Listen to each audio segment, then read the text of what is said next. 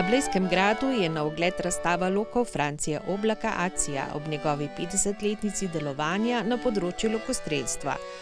V tem času je mojster umetne obrti, ki živi in deluje v Radovljici, izdelal prek 4600 unikatnih lokov.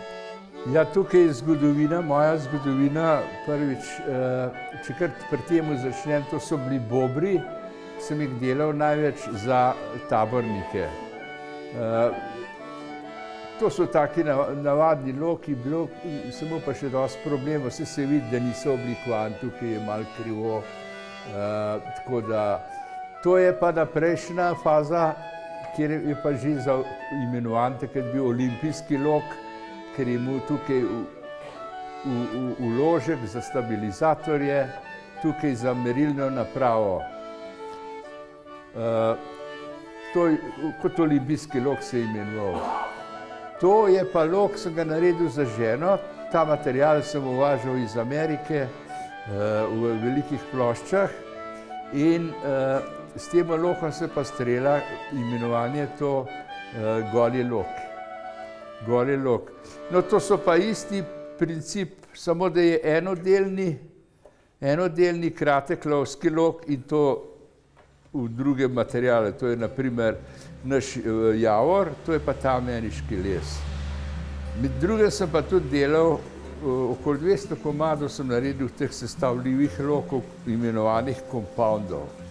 To je bilo zadnja faza, potem sem pa začel samo s tradicionalnimi loki. Zato, da se je izdelovanju lokov lahko povsem posvetil, je Franci Oblak pustil redno službo, si zgradil in opremil delavnico, v kateri še danes, kljub 82 letom, izdeluje unikatne loke. Pregled njegovega dela lahko občudujemo na razstavi na Blejskem gradu. Se trudimo, da pripravimo, izpostavimo, predstavimo delo in ljudi iz lokalnega okolja, ki so nekaj posebnega, ki se morda drugje ne pojavljajo, in tudi to je izdelovanje lokov je zagotovo ena redka obrt in umetnost, ki je ne srečamo vsak dan. Veliko je seveda industrijskih lokov, ampak ljudi, ki bi pa znali loke delati, pa zelo malo. In blizu nas v Radovljici živi Franc Oblak Aci in zelo smo bili veseli, ko se je odzval našemu vabilu in pritrdil, da se strinja, da pripravimo skupaj eno res lepo in posebno razstavo. Med tistimi, ki streljajo in tudi zmagujejo z Oblakovimi loki, je tudi predsednik lokostrelske družine Palček Bled, Peter Vukotič.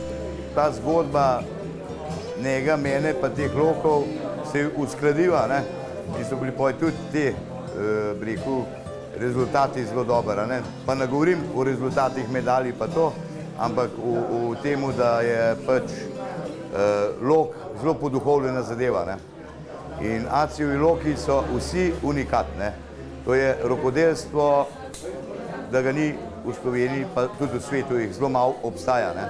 Ja, to je pa ta, ki sem jaz lansko v Romuniji zmagal na Evropskem historičnem prvenstvu, dolgi lok veterani, in sem prav ponosen, ne toliko nas, ampak bolj na lok, je res to, zame violina.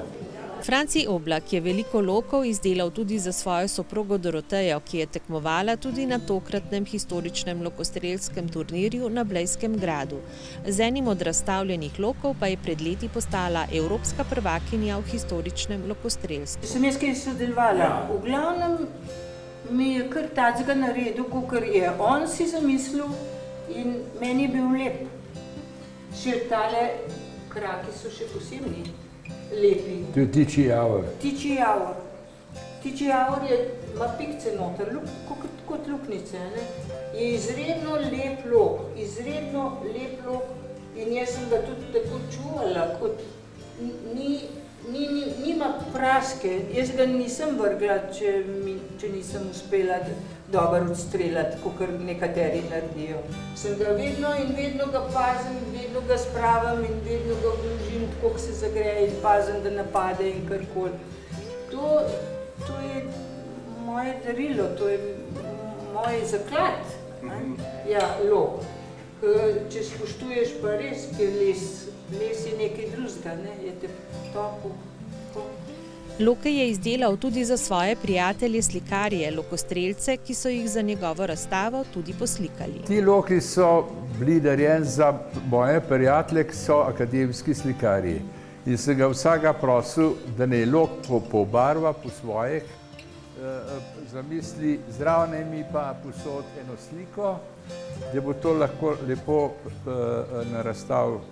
In najbolj tak komičen zadevo je naredil Perko Tomaž, ki je podaljšal kozi. Indijanci so imeli na koncu takele kocine, v glavnem podobne, in je on kozo narisal, pa njeno brado pa na loku, zato je takole obešena.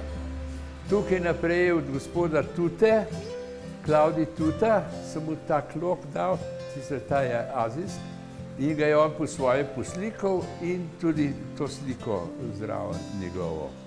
Vidno ginjeni Franci Oblak je na odprtju povedal, da je bil glede same razstave sprva precej v dvomih, ali bo razstava sploh zanimiva še za koga razen za lokostrelce.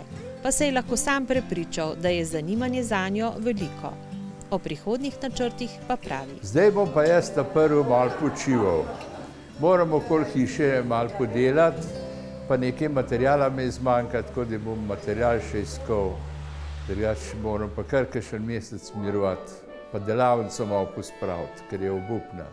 Ideje pa imate najbolj. Ideje pa imam, upam, da jih bom naredil vse, kar sem si zamislil.